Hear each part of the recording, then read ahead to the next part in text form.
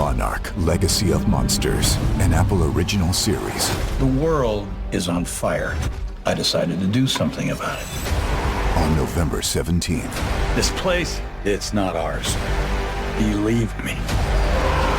The most massive event of the year arrives. If you come with me, you'll know everything, I promise. Oh my God, go! Monarch: Legacy of Monsters. Streaming November 17th, only on Apple TV+.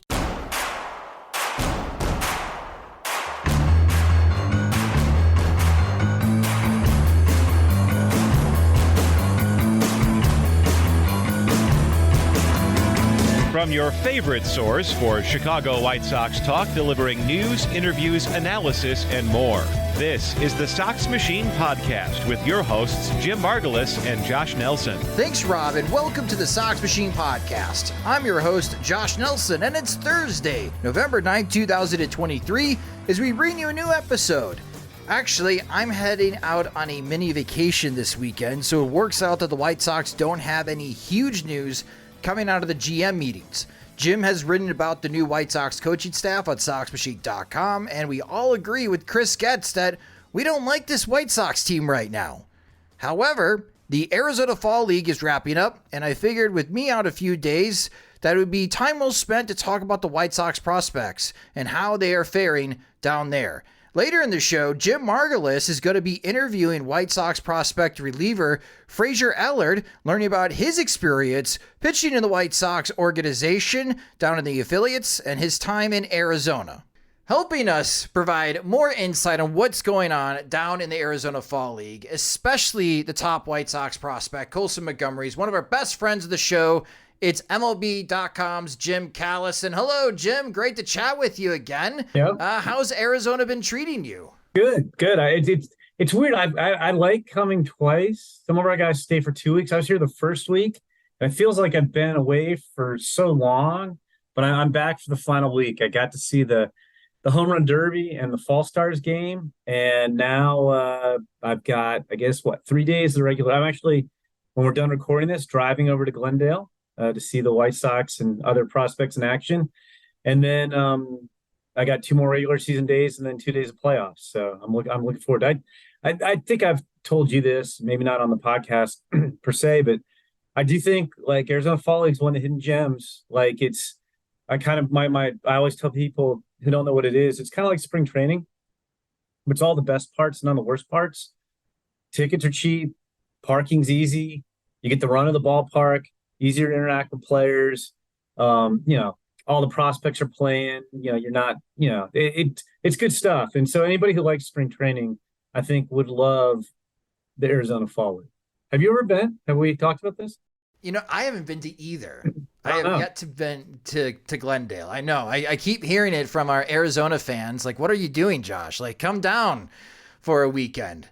I'm going to have to find my way down there. And now, especially since that was a great sales job, I have to find my way down there in November to see the Arizona Fall League. Especially like the weather's starting to get, colder in Chicago, and you come down here and it's nice in November. It's not 125,000 degrees in Arizona. It's like 78 degrees and down to like 58 at night. It's like nice. So, you don't get boiled like you're on the surface of the sun. But yeah, no, it's I stand by that. Like it's just great. So if you anybody who enjoys spring training, you'll enjoy the Fall League, and it'll be a lot less expensive too. Before getting to the prospects, we haven't got a chance to speak since the White Sox overhauled their front office, removing Kenny Williams and Rick Hahn and having Chris Getz move up to the GM role. What do you think about Getz taking on this new role? And now Josh Barfield, who ran player development for shockingly, the NL pennant winning Arizona Diamondbacks. Now Barfield is joining the White Sox front office to help out with player development. Yeah, I like the hire. I mean, I like Chris a lot. I think he's sharp.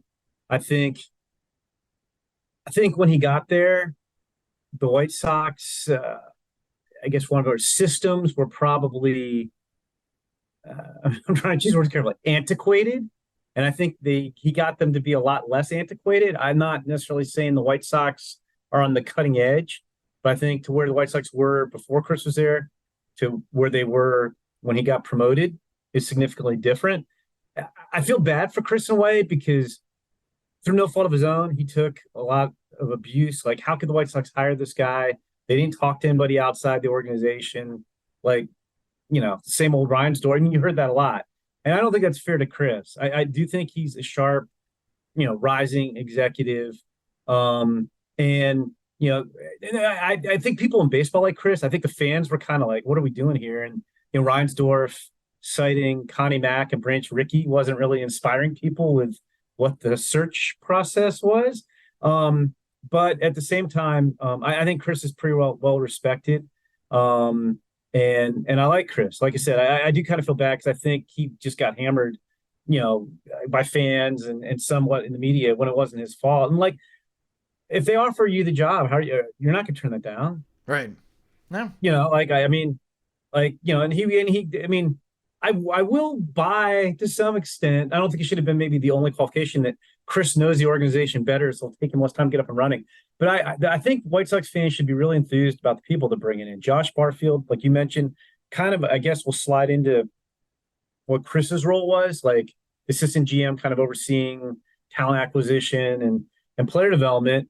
And Josh has a really good reputation. I think Brian Bannister, who they brought in to oversee pitching, has a very good reputation of being extremely, extremely knowledgeable about pitching.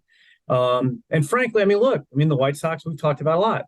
A lot of their big name pitching prospects haven't developed well. And you can go chicken versus egg. Is it the pitchers? Is it the development? But I think Brian Bannister will help on both ends. And then, Paul Yanish, I've heard good things about. He's going to come in and be the farm director. Gene Watson's a veteran. So I think that should be encouraging, that it wasn't just, okay, we've promoted Chris and business as usual. Like, they're bringing in some outside voices who are pretty well respected. So I think that bodes well too. So, yeah. So anyway, I'm curious to see what Chris will do. I don't think you or I, Josh, feels like it's going to be like a 1-year turnaround. They're going to be contending in 2024. But we'll see. It's going to take a couple of years. But like, I do think, I feel good for Chris. I was happy for Chris. I have a lot of respect for Chris. I don't know if you've ever had him on your podcast or probably talked to him at some point. I think he's really sharp, and I hope all the people who were angry that the White Sox promoted from within at least give him a chance to show what he can do. And it's not going to be a 1-year fix, I don't think. No, we don't think it's going to be a 1-year fix either. Jerry Reinsdorf would love it to be a 1-year fix, but we'll see in what happens this upcoming offseason. For the Arizona Fall League, in the past couple of years, we have to admit at Sox Machine, we pay attention, but not close attention, because Jim and I have looked at the prospects and be like, well, the White Sox are not sending their best to the Arizona Fall League. That's different this year, especially with Colson Montgomery and Bryan Ramos. Is this collection of White Sox prospects the best you've seen in a while at the Arizona Fall League? Probably. I won't claim I've gone back and done the research, but they've got, I think they have, is it 8 guys out here now? Everybody had to send an extra pitcher this year. Every team sent 5 pitchers, so there's 25 pitchers on every AFL team, which is kind of insane. But and they're all scheduled out. It's not like the manager's like, okay, who should I use today? We're gonna play matchups. Yeah, I think it has to be. Colson Montgomery is I can't think of the last time the White Sox had a prospect ranked as high as Colson Montgomery who they sent to the Fall League. And he's the highest ranked prospect out here. He's number 17 on our top 100. I'm hoping we get Noah Schultz next year. That'd be kind of cool. So yeah, I think it has to be, and they have, like I said, 5 of the 8 guys are, and every one of their 3 position players are top 20 guys. So yeah, it probably is their strongest contingent. And I agree too. Like, the Fall League's great and it matters. And I like the Fall League. And we're going to start talking about individual players. You kind of have to take performances with a grain of salt, because the hitting's always so far ahead of the pitching. And I think even it seems like more so this year. So like, even when guys go off, it's like, well, like, who's really pitching out there? Because the issue is, if your guy had a fully healthy season, he's hit his innings limit, and you aren't going to send him to the Fall League. Like, each team sends like one guy who's going to be in the starter, and then I guess one team has 2 guys, or they split it up somehow. And for the White Sox, it was Jake Eder. who missed some time this year. So like he had innings to go. But, if Jake Eder hadn't had the foot injury at the beginning of the year when he was still the Marlins, we wouldn't have Jake Eder out here. And the relievers generally tend to be, it's weird. Like you don't want to, if you have a guy you might not protect on the 40-man roster, maybe you send him here to see if you want to protect him, but maybe you don't send him here because you don't want other teams to see him. So the relievers tend to be more of a motley crew. Got it. So let's start with Colson Montgomery because he's grabbing the headlines. He just hit a home run during the Fall Stars game. He won the MVP, which is cool. Montgomery has 20 RBIs in 19 Arizona Fall League games, which is good. But I can also see, Jim, some White Sox fans looking at his slash line of a 244 batting average, a 302 on base percentage, and slugging just 423. And ask the question, okay, is he actually doing well offensively, or is he just coming up with big hits? And with those big hits, they generate a lot of RBIs. From what you have seen, where is Montgomery's progress at the plate? Yeah, it's funny. He did not do much when I was here the first week. He did not do a whole lot. And I haven't been on him, but I've been monitoring from afar. And you're right, he was MVP of the All-Star game, hit a home run, had 2 hits. It's funny. Jonathan Mayo and I were talking on our podcast today, which we recorded today, about him as well. And Jonathan had spoken to him after I left.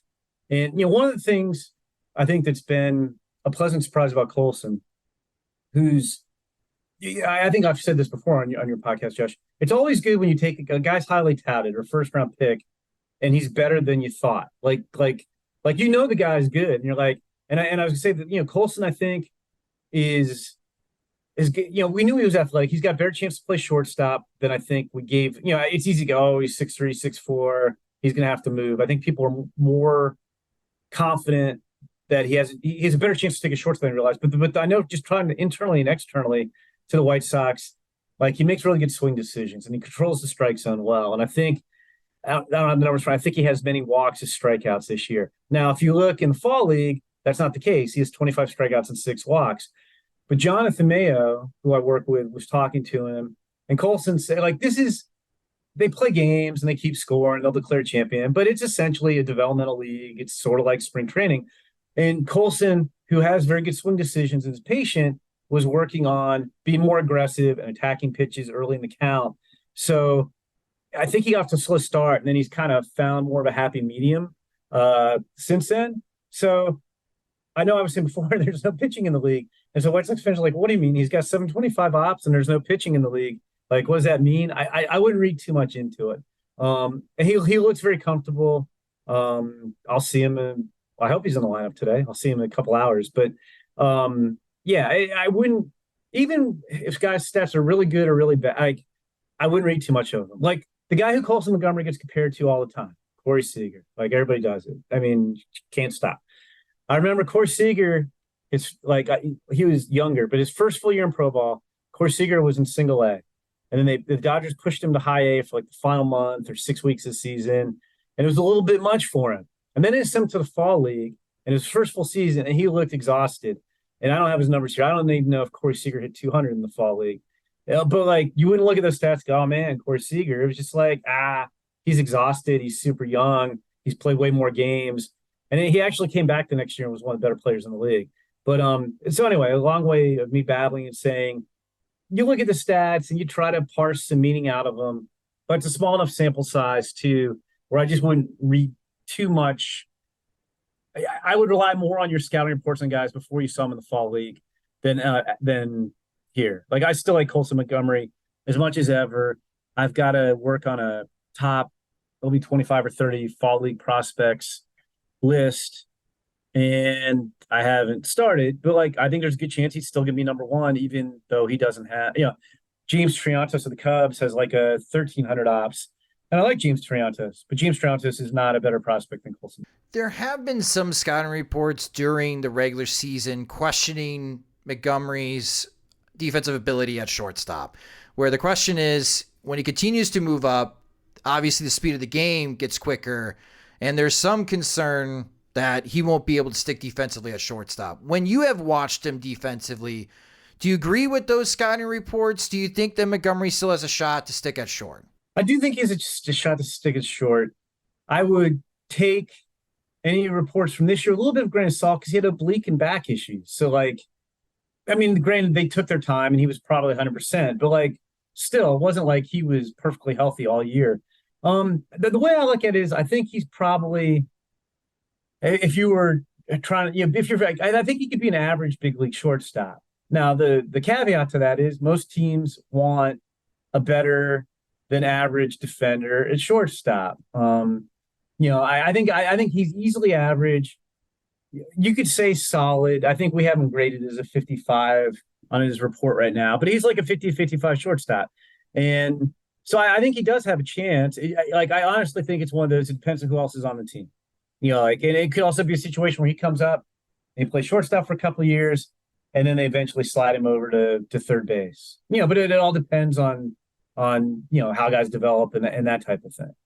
Now, moving over to Bryan Ramos, I'll be honest about Ramos. I was on the fence about him entering the season, but every time I've gotten a chance to watch him late in spring training and then in Birmingham, I didn't know if he could really stick at third base, but defensively, I've come away impressed. He's hitting really well in Arizona. He's got a 280 batting average, 349 on base, and slugging 467. And he just hit a walk-off grand slam. And what better time to hit a walk-off grand slam than in front of all the White Sox executives that were holding team meetings in Glendale, including new GM Chris Getz?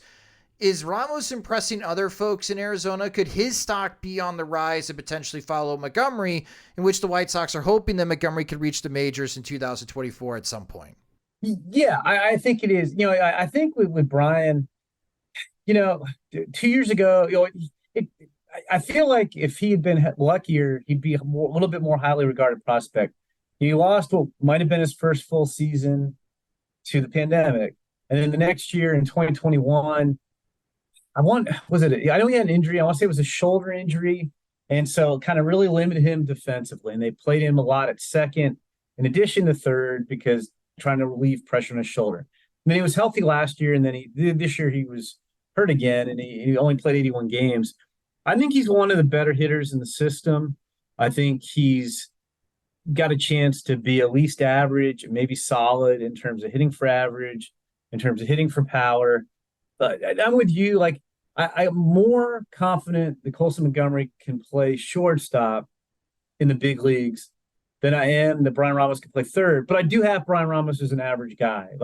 I think he will. It's like if Colson needs to move over to third, then they'll find another spot for Ramos. But I do think he has worked to become better defensively. I don't think he's going to be a Gold Glover, but could you play him at third base in the big leagues and he'd be fine? Yeah, I think that's fair. I don't think he'd be a liability there. Okay, that is good news. The White Sox need outfield help as well. And Jacob Burke has been solid in Arizona. He's been solid during the regular season. I think for most of us that follow the White Sox, we're still catching up and learning what Burke can do on the baseball diamond, Jim.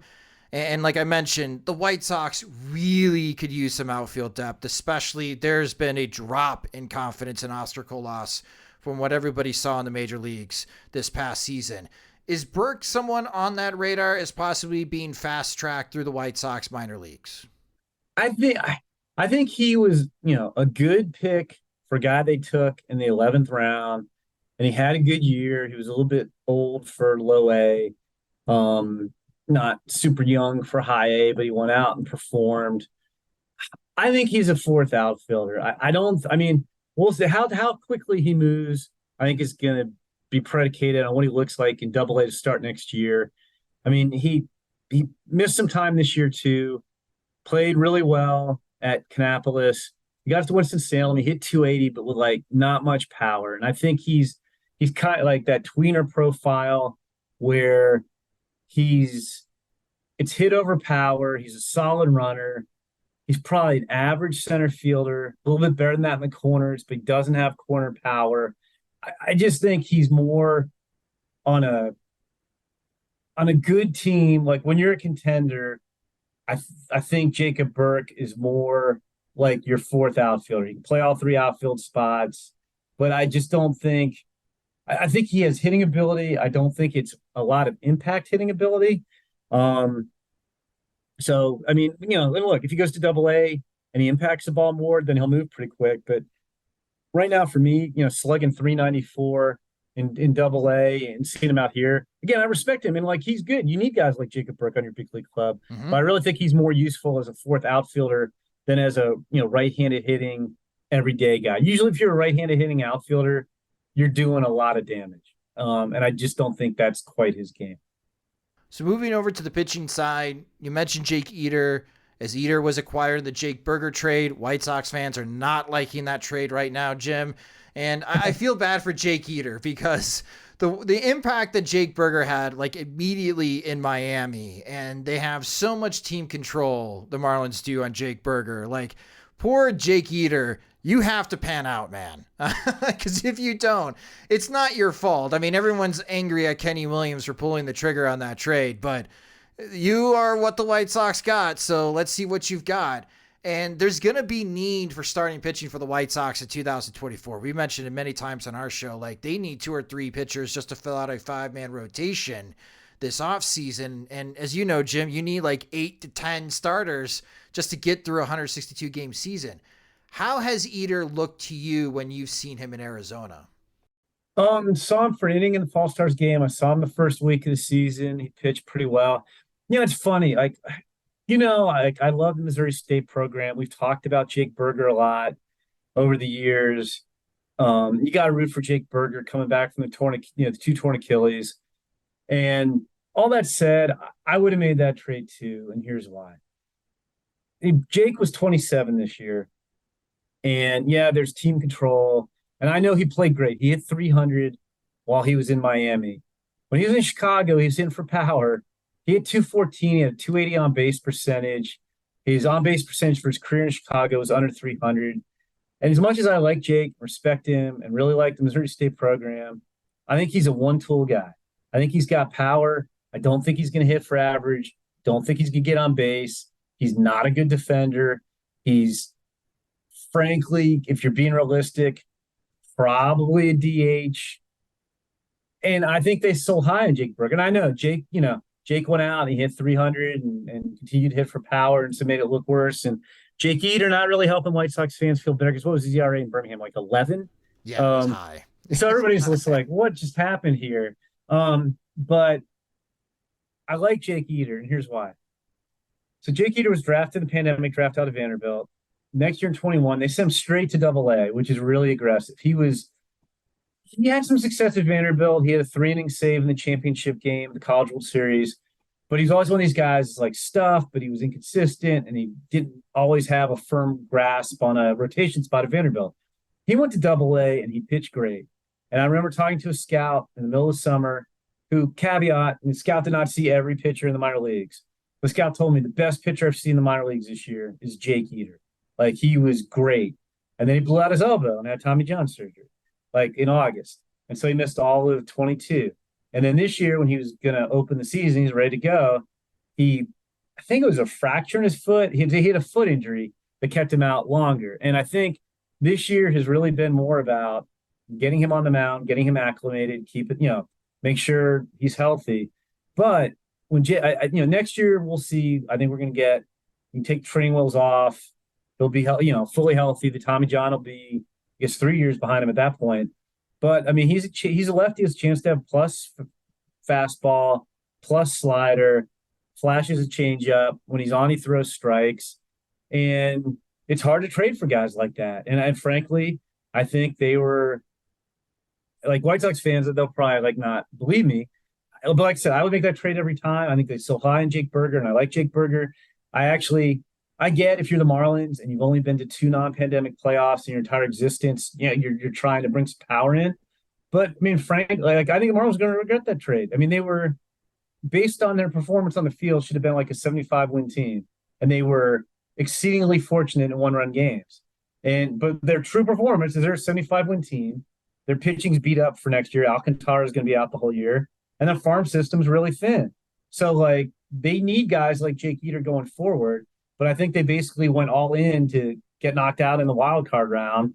And I think they're going to be not very good for a while. And I think they're going to miss Jake Eder. And out of the White Sox, by the time the White Sox are realistically ready to contend, Jake Burger is going to be 29 or 30.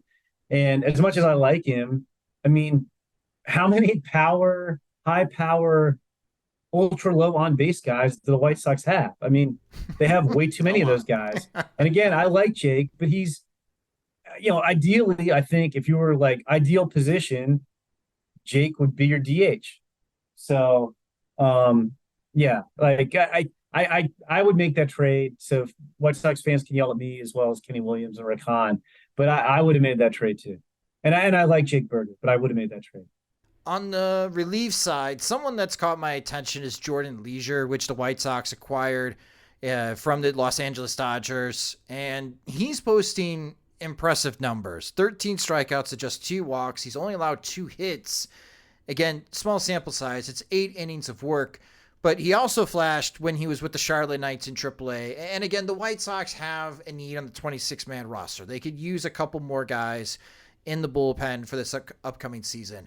Is Leasure pitching well enough to merit a conversation of him possibly being on the White Sox opening day roster, Jim?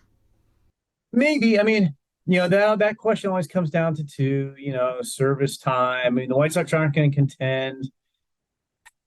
If it were me, and again, I mean, he's looked great out here. He looked great in the Fall Stars game.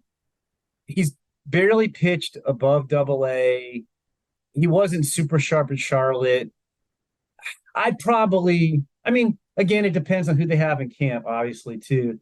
Like, ideally, I think you give him some AAA time, but I think we'll see him at some point next year. And he's interesting, too. I mean, another Dodgers development success story, 14th round pick as a 5th-year senior.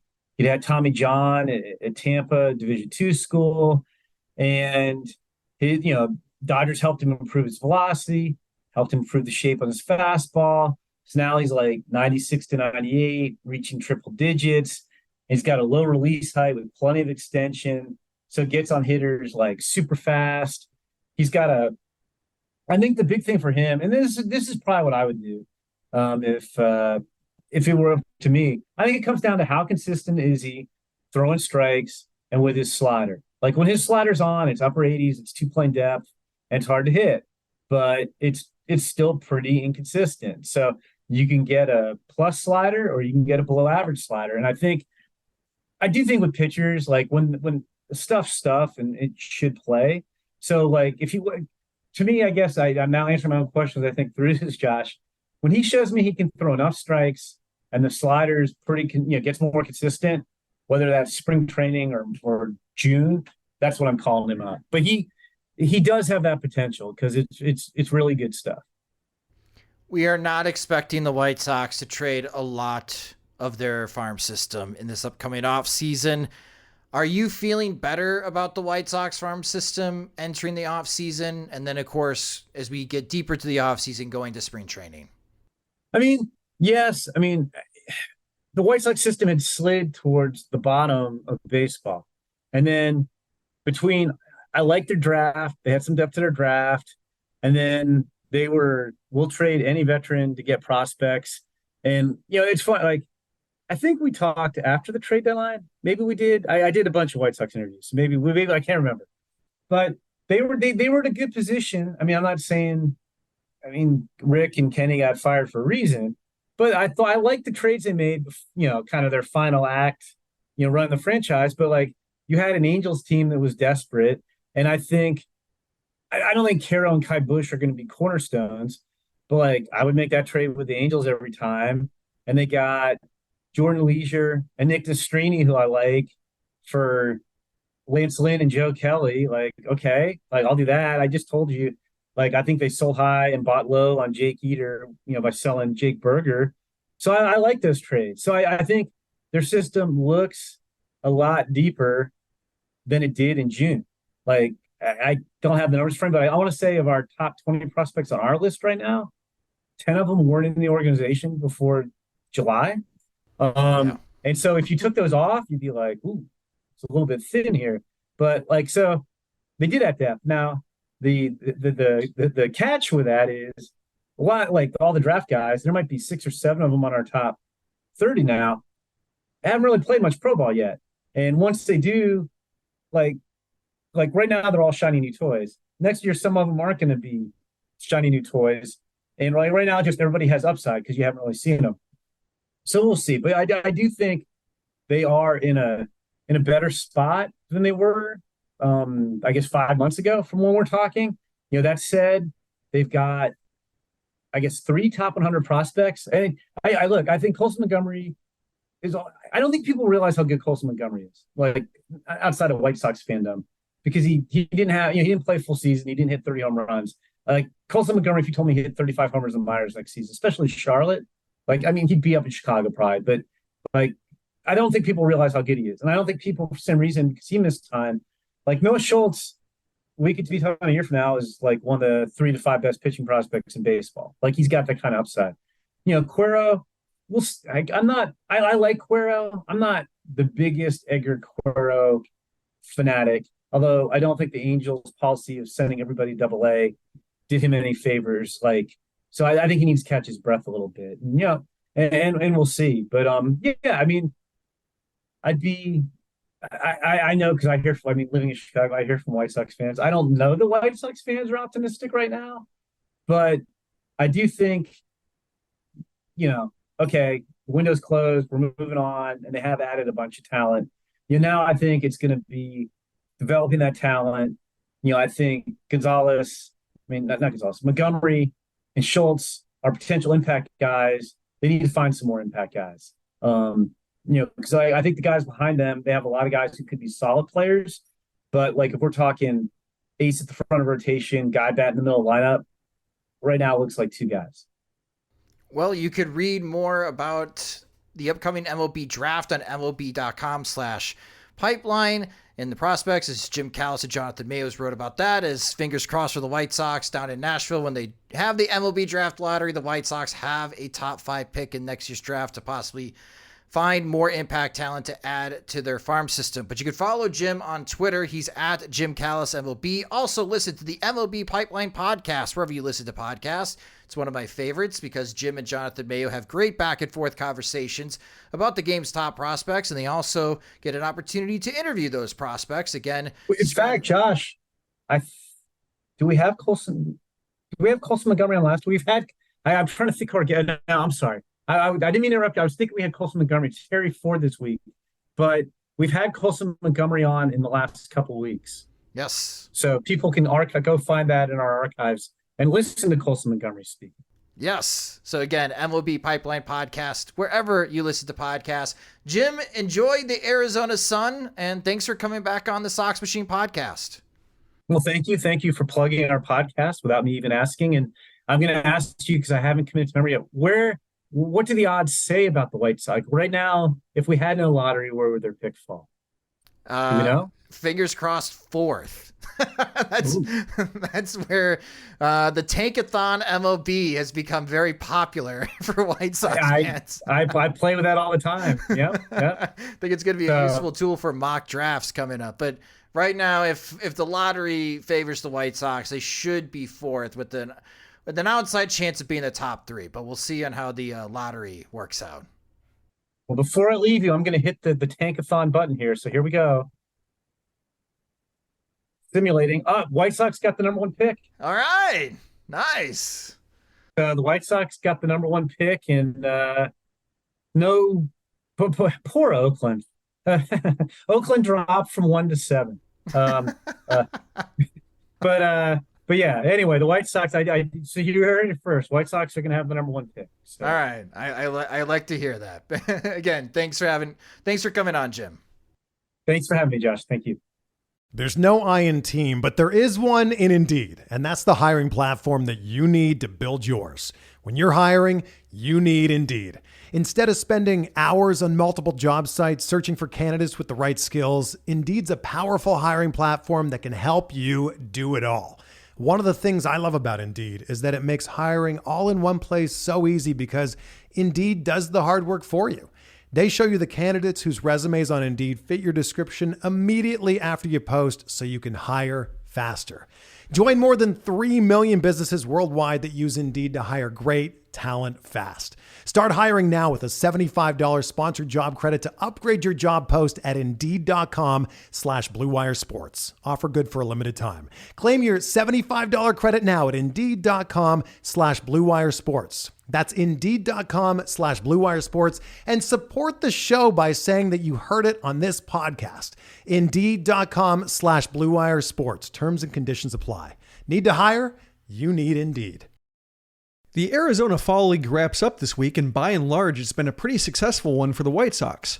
Colson Montgomery won the Fall Stars game MVP, Bryan Ramos started drawing walks, and Jordan Leasure is establishing an inside track to one of the many vacancies in the White Sox bullpen. Pound for pound, though, Fraser Ellard might be having the best fall season of them all. An 8th-round pick out of Liberty University in 2021, Fraser got the assignment to pitch in the AFL to make up for lost time as he'd battled a few different injuries over the first half of the season. What could have been a tough year is ending on a high note, as he's allowed just 2 runs and 1 walk over 8 innings while striking out 12. If you're not familiar with Fraser, you'd have your reasons. He was a senior signing out of Liberty whose performances hadn't stood out in the bullpens he'd been a part of, and then he only pitched about half a season this year. That said, he's gained a few ticks of velocity, so now he's the lefty who sits in the mid-90s and keeps the ball in the yard. Given the wide-open pitching picture for the White Sox, that's a profile that can't be counted out, especially if this newfound command hangs around. I wanted to learn more about Fraser myself, so I was happy to have the opportunity to hop on Zoom and talk to him about what's been a really promising last month. I enjoyed our conversation, and I hope you will too.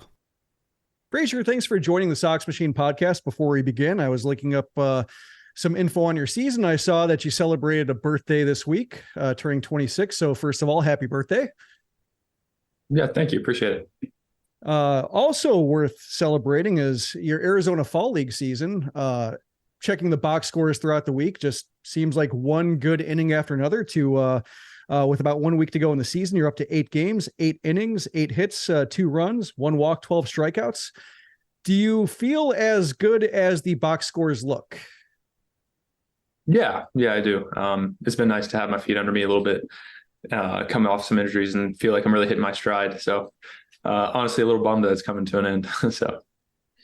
Yeah, I was, when it comes to Arizona Fall League and pitchers participating, it's usually because guys have missed time during the season. It's a way to catch up with games and innings. And I saw you missed some time in April, June, and then a little bit of August. What was holding you back? Was it all the same thing, or was it a variety of issues? Yeah, it was kind of just a hodgepodge. So at the beginning of the season, I just had some bone spurs in my elbow that were causing me some trouble. So rehabbed through that and got out a little later, kind of just got after it, really wanted to, perform, and then felt a little bit of something in my shoulder. I didn't really speak up when I should have. And then that put me out for a decent bit of time, had to go back to Arizona for that. And it was just a little bit of a strain, or not a strain, just like a tweak. And then, in August, just tweaked my back. It's something that's relatively consistent for me. And it just was kind of a bad tweak there, and unfortunately missed time for that too. So just three different little things that none of them are too serious, and feeling good now. So nothing structural then, just all muscle. Exactly. Yeah. Yep. Okay. When it comes to the Arizona Fall League, one thing I've always been curious about when it comes to who the team selects to go, since roster spots are limited, how does it work in terms of, does the team approach you and say, hey, we're thinking about it? Do they approach you and say, hey, you're going? Do you suggest it? Like, how does it work for like the give and take, and how much runway do you have? Do you know that your season's going to be lasting a month longer? Yeah. So for me, they actually pulled me and Addison Coffey in at the same time. They said, hey, congrats, you're going to the Fall League. We're not exactly sure all the dates and stuff, but they told us about, I think, a little over a month before the end of the season. So we had a decent bit of time to prepare and, make plans and things like that. I think it probably differs guy to guy in terms of if it's a, hey, do you want to, or hey, you should. For me, I kind of just jumped at it because I really want to get some more innings, get some more time under my feet. So. Okay. It was funny. I was looking at I saw you pitch a couple times in Birmingham, and then I looked at your numbers because I hadn't looked at them, and I saw you had a 7.45 ERA and thought, like, that's odd. That doesn't strike me as the guy I watched. And sure enough, you had some like just big kind of blow up outings that kind of blew up the ERA. And then you had some stretches that were, far better than that. So To me, looking at the lines, it looked like you ran hot and cold a little bit. I guess before I ask a follow-up question, I'll ask, is that an accurate assessment, or is it just happen to be the way the season fell this year? No, I think I'd probably agree with that. It's really interesting as a reliever. Your numbers can get skewed really quickly. One outing can affect your month. It can affect your year. And so, yeah, unfortunately, for 2 or 3 outings this year, just did not do a great job of limiting the damage and trying to condense that. So, yeah, I think that's accurate assessment. Okay. When you're going well, what does that look like, both to you and then like, what would it look like to somebody watching you in terms of like where your pitch is going? How are you sequencing them? What kind of, if you want to get into numbers too, because our audience skews towards the analytical in terms of like, if you're looking at miles per hour, spin rates, inches of drop or carry, what have you. Yeah, I would say the biggest thing for me where things are going really well versus when they have a higher chance of derailing is definitely just getting ahead of guys early in the count.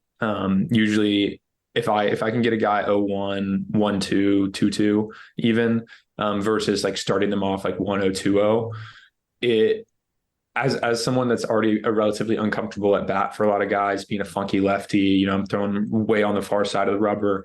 If I can go ahead and establish a strike within the first 2 pitches, it's kind of a game changer in terms of how comfortable they are in the at-bats.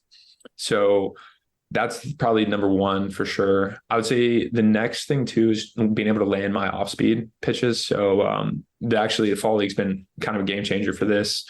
I used to throw in this past season, I was throwing a sinker, 4-seam, and a slider. And for whatever reason, the sinker was just getting hit pretty hard in a lot of different instances. And we went away from it towards the end of the season. And then our new pitching coordinator, Matt Zaleski, approached me during the fall league. He was like, "Hey, how do you feel about getting rid of the sinker and starting with a cutter?" And that's just been a game changer too. So now it's a little bit better against those righties, because that's really what's giving me a lot of trouble is facing a righty, not getting ahead in the count, and then letting them kind of be comfortable. And nobody really does damage off me this year. Is a lot of just singles, like hard hit driven balls in the gaps and things like that. And so if I can get them kind of on their heels at the beginning, that's what changes. And then being able to finish off with a slider or throwing a wrinkle as a cutter, that's really the difference between successful and unsuccessful outings. So is the cutter then a primary pitch or a primary pitch against righties and the sinker is still there, or the 4-seamer is still there, or how do you arrange your pitches then? Yeah, so I throw 4-seams really heavily. And that's still in the mix for the righties, because for me, I have a pretty good end zone resiliency for that 4-seam. And so I use that basically the way I'm using it right now to attack guys is establish a 4-seam or a cutter in the zone, and then kind of working, like showing them that pitch and then working the other pitch later in that bat. And then kind of finishing guys off with sliders, or if we see something in the scouting report, throwing those. But it's kind of slowly moving into, I would say, a secondary type pitch with equal usage for that and the slider against righties. So when it comes to like adding a pitch like the cutter or shifting to it, so it sounds like there wasn't like a lengthy adjustment period to where like you had to maybe go through a little bit of failure or trust that like, oh, it's not ending up where I want to. I feel uncomfortable throwing this. Was it pretty sudden in terms of getting the results that you wanted and the results that Matt said you might be getting? Yeah, it was kind of interesting. One of the nice things with the fall league is you can kind of control how you roll things out. And so we were working on the cutter for about 2 weeks before I actually threw it in game. And so we had a lot of time to figure out some of the wrinkles and smooth it out. Because when I first started throwing it, it was a cutter that was moving like a sinker. I was like, all right, what's going on? So it took a couple of weeks to figure it out. But then when we did roll it out in games, yeah, it's just been really successful, because I think it, again, just adds that wrinkle and kind of something that's a lot more effective against those righties that they're not used to seeing from a lefty a lot. So yeah, it's been kind of cool to just see it plug and play pretty much immediately. This kind of gets to the question I was thinking, maybe to start with was, 8th round pick, senior signing out of Liberty. And then now you're here in the Arizona Fall League on a pretty good roll. How have you changed as a pitcher? And I guess the cutter would be one of them, but like what's, in terms of velocity gains or mechanically, you mentioned the rubber, standing on the extreme side of the rubber, like What have you changed? What have the White Sox added? What have any like coaches, whether inside the organization, added as you've gone along? Or removed from that? For sure. So Liberty's was really cool because it gave me a chance to just get a lot stronger, face really good competition. And that's really where you could say the career started to go in the right direction. And so when I got drafted, one of the main things was getting stronger, but in a more explosive way. And so Gage Crossgrove, our strength coordinator, has been awesome working with him, trying to just move faster. So in terms of velo gains, my average has gone up about a little over 3 miles an hour since I got drafted. So sitting right around averaging 95, which coincidentally, I never hit 95 until Liberty. So it's been cool just kind of seeing that trajectory going up. In terms of how I guess mentally approach the game, I'm a lot more relaxed and try not to ride the highs and lows as much anymore. So just, as a competitor, you want to have like that dog mentality. You want to go out and like put everything on the line every single time. And I kind of learned the hard way last year a little bit of that can be really mentally exhausting and challenging when it doesn't go your way, because, you're being rolled out there 2, sometimes 3 times a week. So it's like, you keep going out. It's like, all right, how can I bring intensity without going over the top? And so something that I consistently do is like I throw the rosin bag as hard as I can. I was going to ask about that. Yeah. And that's kind of like my trigger of before when I first got drafted, I would just be like super intense from the get-go, and then calling my name, hey, Fraser's in the game. Oh, like I got to go. And then now it's like, all right, I'm relaxed. I'm feeling my body. As soon as the rosin bag goes down, that's when everything clicks. And then it's a much more controlled aggression. So I would say those are kind of the big things. And then really just getting more of a feel for what's it look like to be a pitcher rather than just a thrower, and understanding my body and say, hey, okay, what are my limits? Like, how much can I push it and things like that? And just, I would say just maturing as an individual and as a player. Yeah. For those who haven't seen your pre-mound routine, or like, between your warm-up pitches and then taking the mound, you step behind the mound, and where most guys pick up the rosin bag, juggle it a couple times, and then drop it, you slam it down, kind of like a ground LeBron, like LeBron tosses the chalk in the air to get the big cloud. You slam it down. It's almost like, I wondered if it was like an intimidation thing, like a magician thing, like poof, I'm here. Cause it kind of has that effect of just the chalk spreading. So I was really curious about how that started, but it does make sense, because I imagine if you're trying to go for effect and it was like a wet night where you didn't get the chalk spread you wanted, that it might be a little bit disappointing. So, but it does have a pretty cool effect. So I guess, did somebody pitch that to you in terms of like, here's something I do, or did you just find that by accident? How did you stumble upon that? Yeah. So it was actually while I was at Liberty towards the end of the season, I was trying to figure out like, all right, how am I a dog? How can I be a dog consistently, be really aggressive? And so at Liberty, I used to get slapped in the chest, like right before I went out, and I'd run out and I'd do whatever. And it was just one game where I was really hyped up, and I was really just like, I want to kill these guys. And I threw it down, and I was like, man, that felt really good. Like, let's go. And so I did it. And then I came off the mound. I was like, that's a really, just kind of like naturally, I was like, man, that's a really good trigger for me of like, hey, this is the way to lock it in. And then all my teammates were like, dude, that was so sick. Like it's just so intimidating. And so I think I definitely view it as having an edge a little bit of like, it's a little bit of telling myself, hey, I'm ready to go. But it's also telling batter like, hey, I'm not messing around. Like I'm here to come for you, Mm-hmm. Yeah. Sometimes announcers, maybe they're looking at their notes and reading a promo and saying they miss it, but the ones who see it as they're coming into the inning, or especially the road announcers, who are like, wow, what's gotten into this guy? So it does for people who are unfamiliar, I think at least put something else in your mind besides hitting you, which is maybe something you want as a pitcher. Yeah, exactly. So like going into the offseason, you have like 1 week left. What does your offseason look like? Do you stop throwing? Do you do other things? Hobbies, side pursuits? What's going on? Yeah. Each offseason is a little different this year since we are starting, or since we're still playing so late in the year. I'll probably take about 3 weeks off. I'm actually really excited. My mom and I are going to road trip out from here over to Charlotte, North Carolina, where I live. And so we're going to stop by some national parks for about a week and do some really cool things out there. So that's going to be really fun. So I think we're going to stop by the Petrified National Park. or the Petrified Forest, Black Canyon, the one in West Virginia, I think it's like something Gorge, and there's 2 more on the list. I can't remember them.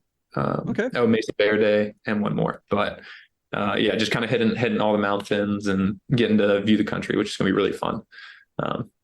But yeah, so I'll take about 3 weeks off and then I'll get back at it, and I'll be lifting that whole time. I don't really usually take time off of like prepping the body and everything. And it's honestly really nice. So I do this in season and I do it out of season, but I actually help run a digital marketing agency and just kind of work remote. And so that's been really nice for me to have a way to keep my mind off baseball in some ways, and feel like I'm being really productive in the off season and working that. So it's called Dodeca Digital, and just me and my brother work on that together, and it takes up a lot of time, but in a really good way. So do that and hang out with family, and that's about it.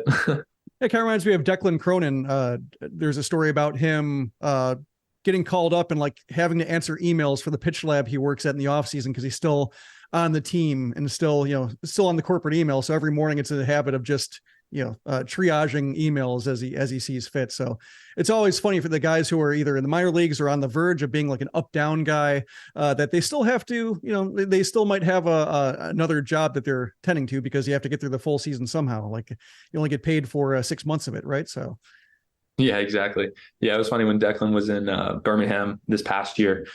We talk about, like, what coffee did you work at this week or this morning and stuff like that, because yeah, he's working for Tread Athletics, which is crazy. So and then like one other question, since you mentioned it, with a new pitching coordinator, because Everett Tieford left during the season to become Auburn's pitching coach. Like, who are your guys, I would say, in terms of inside the organization, outside the organization? We have coaches, but people who have been either somebody who's good at, reminding you of your keys, or introducing new concepts, or, giving you the feedback that you need to hear one way or another. Yeah. So yeah, Matt Zaleski, he's been great. I haven't gotten to work with him too much in season, but this past off season, since he lives in Charlotte, we worked pretty closely together before I got hurt. And he's been awesome just to bounce ideas off of. And he's really knowledgeable in a lot of the metrics and analytics stuff. And so I'm a little bit of a nerd with that as well, and getting to bounce ideas off of him of, hey, like, what's this look like? What tilt should I be looking for? And having a lot of confidence going to him of like just knowing that he's done his research. And if he doesn't have the answer, he goes, finds it, and comes back, which has been awesome. Donnie Veal has also been a really good resource for me, especially on the mental side. He's just a really, really knowledgeable and wise coach who's been, he's been in the big leagues for several years, and getting to pick his brain on, and fellow lefty. Yeah. So getting to pick his brain on like, hey, how do I handle this failure? How do I go about a full season? And just like really try to improve every day while also taking care of my body and giving myself rest. And so those two guys are really two of the primary sources I go to.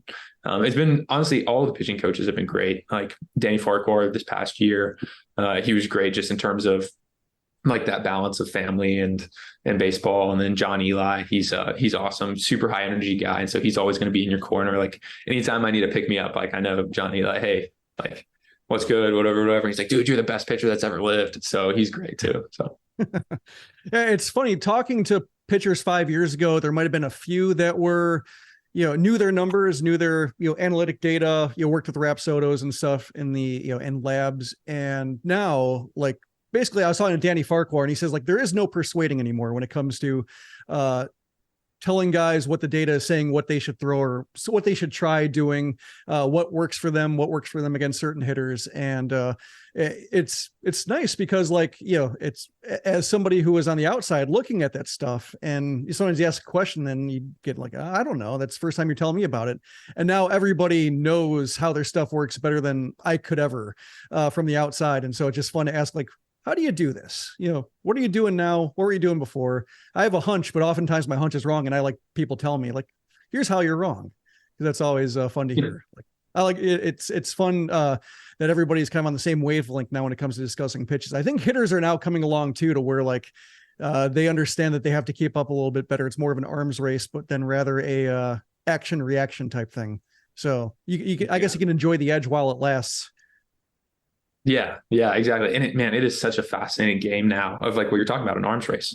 So like now hitters are going to the launch angle because for a long time, pitchers are chasing ride. And so now like you'll have guys that 5 years ago, if you throw a fastball at that location with that movement, like, it doesn't get touched. And now guys are hitting doubles and hitting like pitches really hard. And it's interesting to see that evolution. And like, even from when I got drafted to now of like, there's been several pitches I would like throw a fastball up and in, or I'd throw a fastball up and out and be like, how did he even like get to that? Because I'm not used to guys adjusting like that. And so now you see like sinkers coming back, and then you see like everybody throws a slider for seems like 50% of the time, just because like as hitters evolve and get better, pitchers have to evolve and get better too. Like to your point, that objective feedback, it's like, well, like he got out. It's like, well, there's a 97 exit velo. Like these guys are barely in this pitch, even if you're not getting burned by it yet. Let's see how we adjust. And just having like we were talking about with Danny Farquhar, it's no longer I think we could do this. It's like, hey, this is what's not working. This is what is working. Let's lean into this and let's adjust that, because that's literally what like the data is telling us. So I love it. Yeah.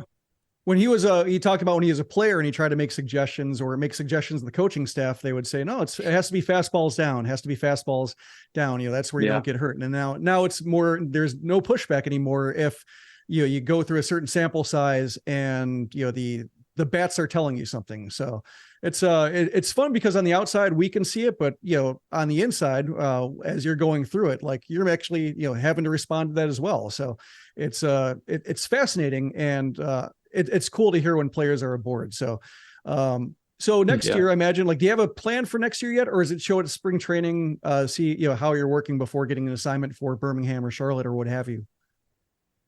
Yeah, that's probably most likely what's going to happen. So just put my head down in the off season, get out to spring training, and see what happens. I think it's honestly kind of nice to not have any say in that in a lot of ways, because it's like, all right, I'm just going to go put my best foot forward, try as hard as I can, and at the end of the day, like whatever happens, happens. So. No, the good news is, like with the White Sox, one of the benefits of struggling right now up top is like a lot of opportunities. Like Lane Ramsey, 26-year-old rookie last year. Cronin was 25 when he made his debut. So a lot of opportunities if you can, keep your head down. So I suppose that's the best attitude to have.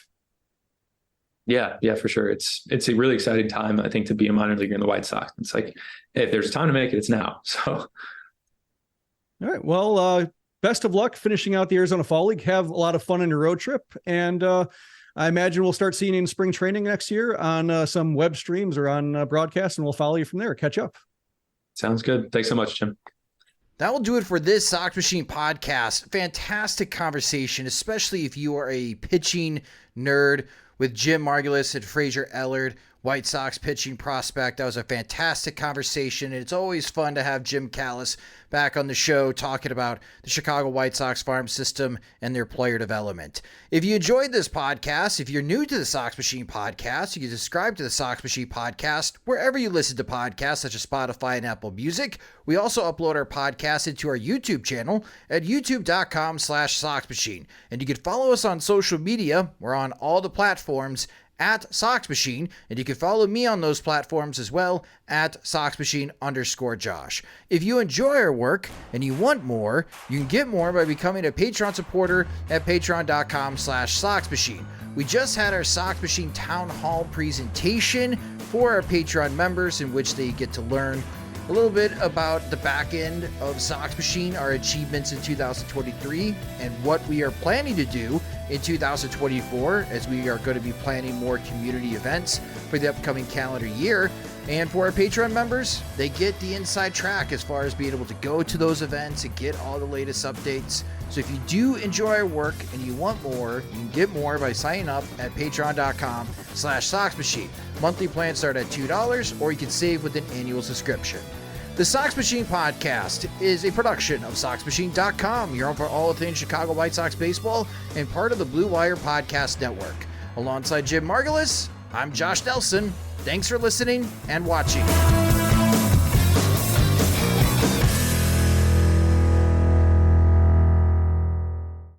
Monarch, Legacy of Monsters, an Apple original series. The world is on fire. I decided to do something about it. On November 17th. This place, it's not ours. Believe me. The most massive event of the year arrives. If you come with me, you'll know everything, I promise. My God, go! Monarch, Legacy of Monsters. Streaming November 17th, only on Apple TV+.